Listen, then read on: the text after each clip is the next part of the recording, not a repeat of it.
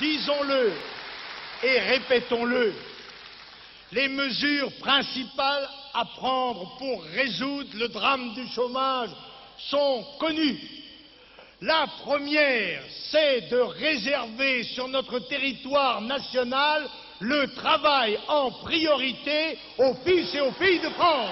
Le principal cheval de bataille pour Jean-Marie Le Pen, auparavant, c'était l'anticommunisme.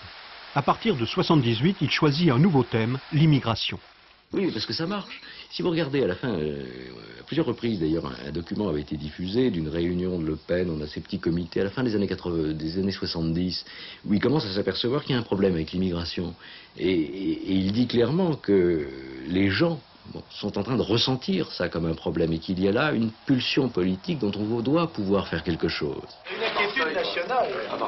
Il y a une inquiétude du pays vis-à-vis de l'immigration sauvage en particulier, parce que les gens, vis-à-vis des travailleurs, ont une attitude normale, et d'ailleurs qui ressemble à la nôtre, mais vis-à-vis de tous les gens qui viennent se faire soigner en France et qui franchissent les frontières sans aucun contrôle, il y a une hostilité certaine, et je pense qu'il y a là un véritable impact de notre campagne. Quand vous regardez, vous écoutez ça de près, vous n'avez pas le sentiment d'un homme qui se dit « mon pays est en train d'évoluer dans une direction dangereuse ». Il se dit simplement « les Français sont en train de percevoir un phénomène d'une manière négative et à condition de s'organiser, on va arriver à créer une force politique avec ça ». Vous êtes d'accord avec moi pour penser que si un parti politique peut annoncer que le chômage va régresser considérablement dans les 4 ou 5 ans qui viennent, c'est très très porteur.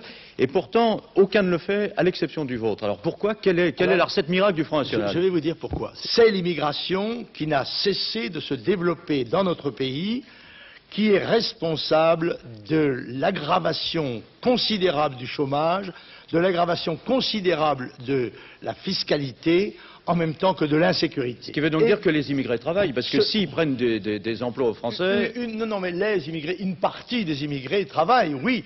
Il y en a, à mon avis, 2 millions qui prennent en effet des emplois qui pourraient être pris 2 millions.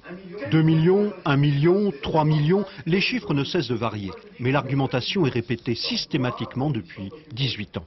Elle a aussi une plus longue histoire. Pierre-André Taguieff, spécialiste de l'extrême droite française.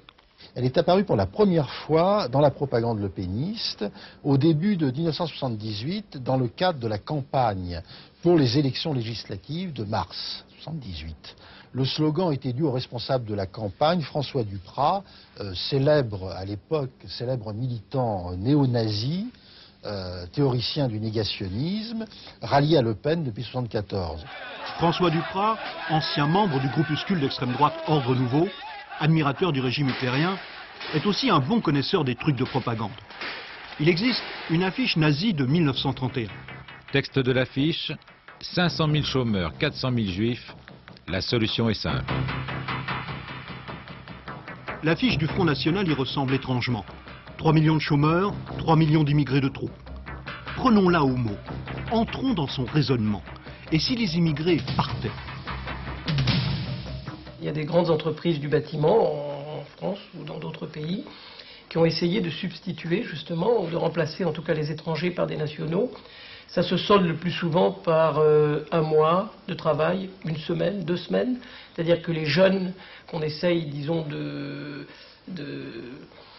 d'utiliser comme main-d'œuvre de remplacement par rapport à la main-d'œuvre étrangère, ne supportent pas les conditions de travail, n'acceptent pas les rémunérations, et dès qu'il est possible de fuir et de trouver un emploi dans un domaine, disons, de service, par exemple, où les conditions de travail sont moins rudes, eh bien, c'est l'échappatoire immédiat.